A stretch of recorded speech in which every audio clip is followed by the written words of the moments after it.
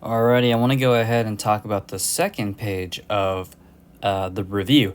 So, we're in the territory of proofs, so let's take a look at what's given, and then we need to prove that this is the case. Okay.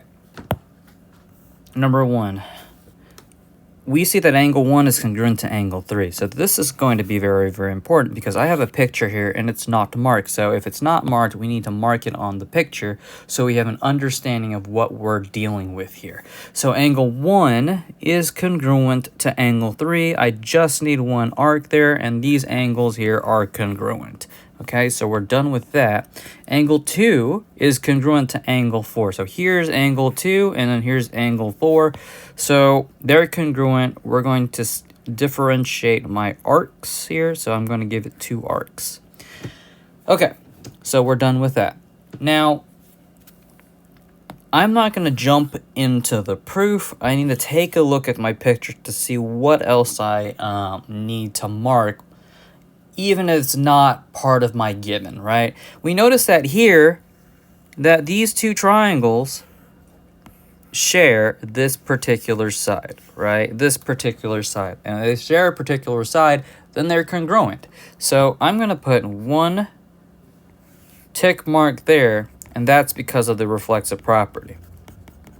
Okay, so let's go ahead and go into the proof because it looks like I've marked everything that I need to start my proof. So number one, angle 1 is congruent to angle 3, and angle 2 is congruent to angle 4, right? This is just me writing the given part.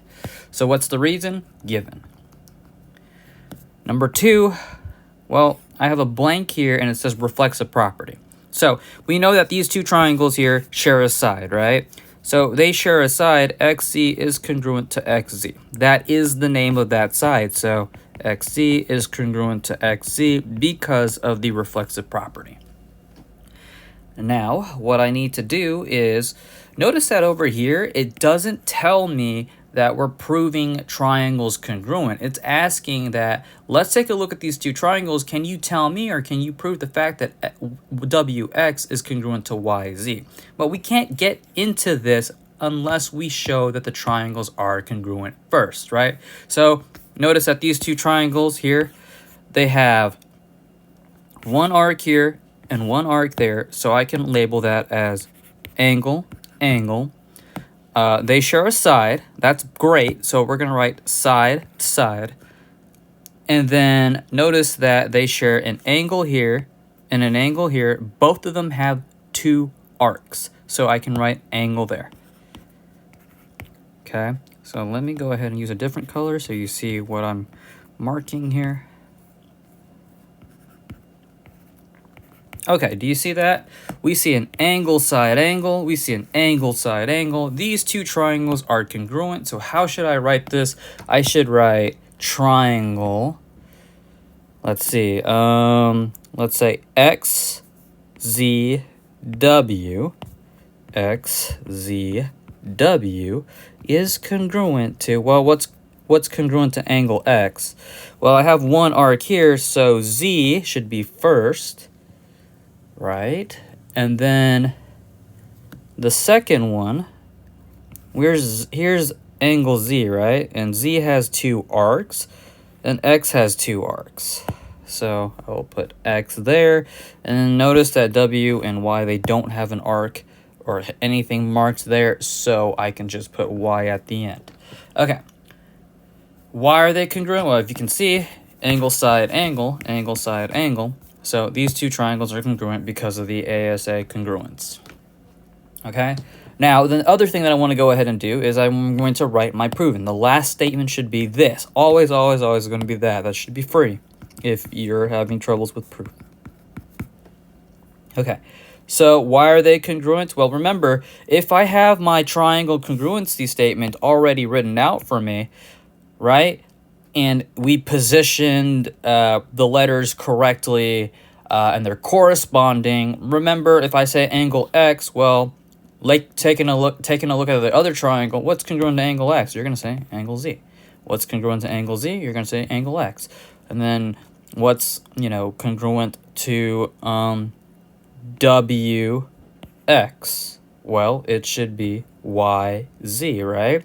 So that should be CPCTC. Corresponding parts of congruent triangles are congruent, right? This allows me to say this, this allows me to say this is true due to the fact that CPCTC exists if we write this beforehand, okay? Number 16. Oh, look at that.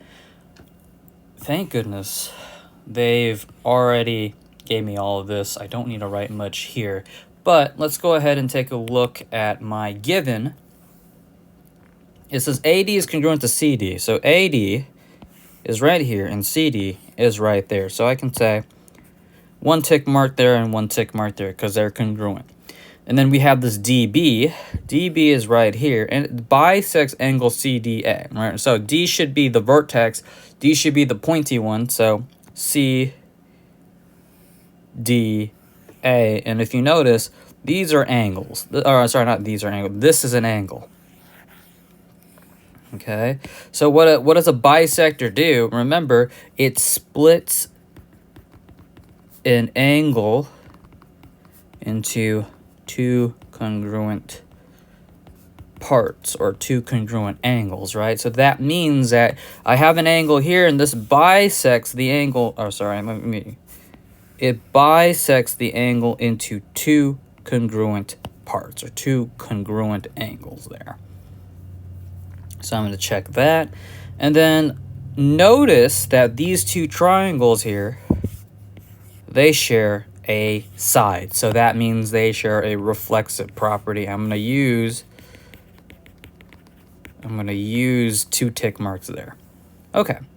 Anything else? Do I see vertical angles?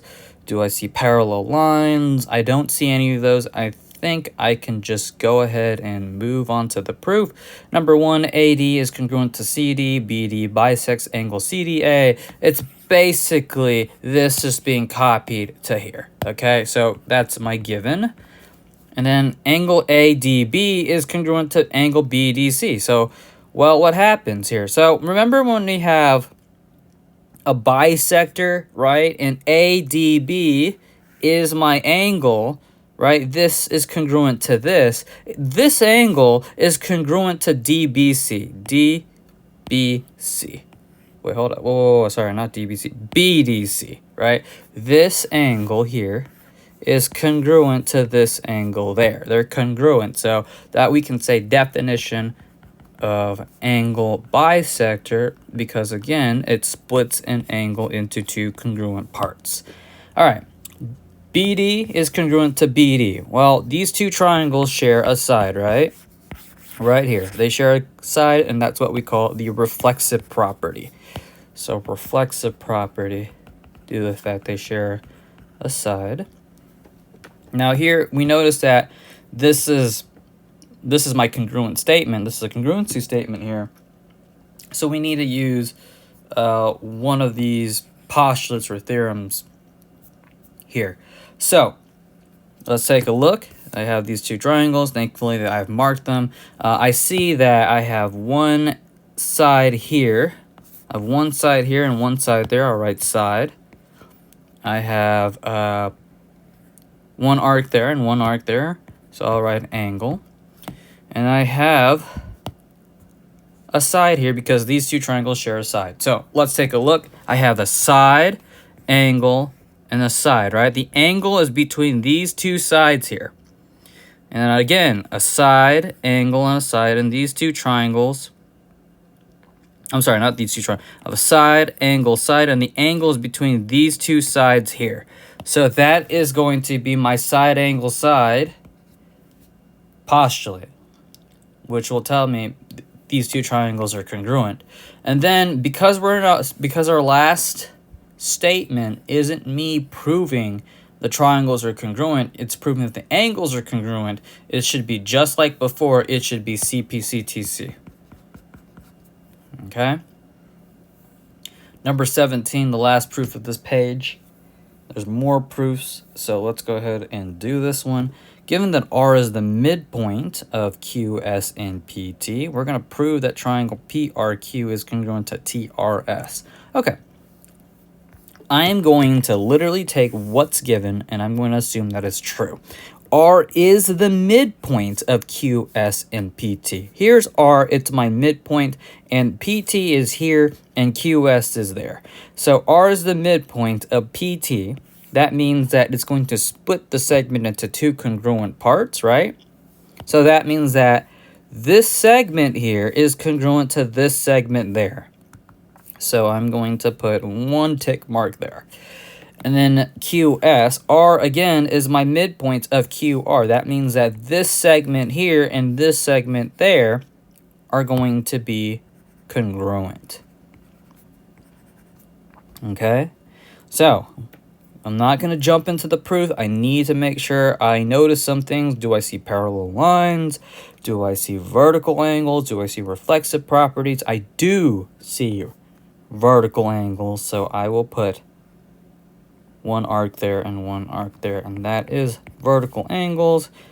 Sorry, let's not put that there. These are right here. Vertical angles, and then this is my midpoint. And then we notice that this segment and this segment are congruent, this segment and that segment are congruent, so that's going to be very, very helpful for our proof. Okay, we're going to copy the given. R is the midpoint of QS and PT. And that's given. PR, right? PR is congruent to RT.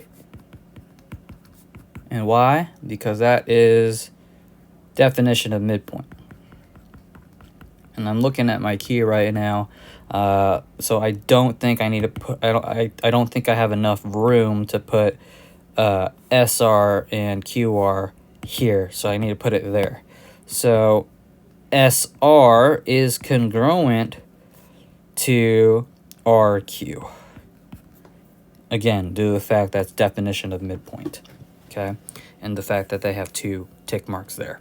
Okay, and then lastly, we notice that we have a vertical angle that we're dealing with here. So how do we name this angle? How do we name this angle? Well, remember, R is the vertex, so we can write P, R, Q. And you notice that's an angle, right, with my laser pointer?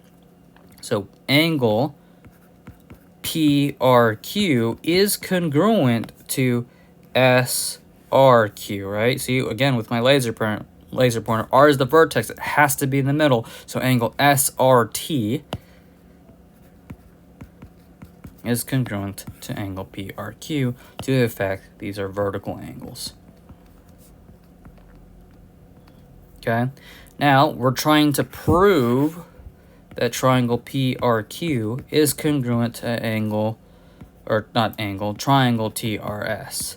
And remember, we're using either side, side, side, side, angle, side, angle, side, angle, or angle, angle, side, okay? These are the postulates that will prove whether or not these two triangles are congruent.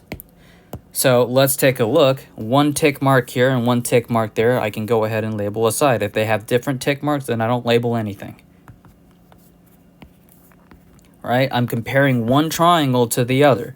Okay? I'm not comparing it itself. I'm trying to compare whether or not these two triangles are congruent. And we can do that by looking at their tick marks or arcs. So, I have two tick marks there and two tick marks there. So I can go ahead and label a side. And notice the fact that they have one arc here and one arc there. So I write an angle and an angle. Okay? So here we go. Look at this triangle here. I have a side, angle, and a side. The angle is between these two sides here. So that looks like SAS to me. Take a look at the other triangle. We have an S, A, and S. And the angle is between the two sides over here. So that should be side, angle, side. Okay? And there you have it.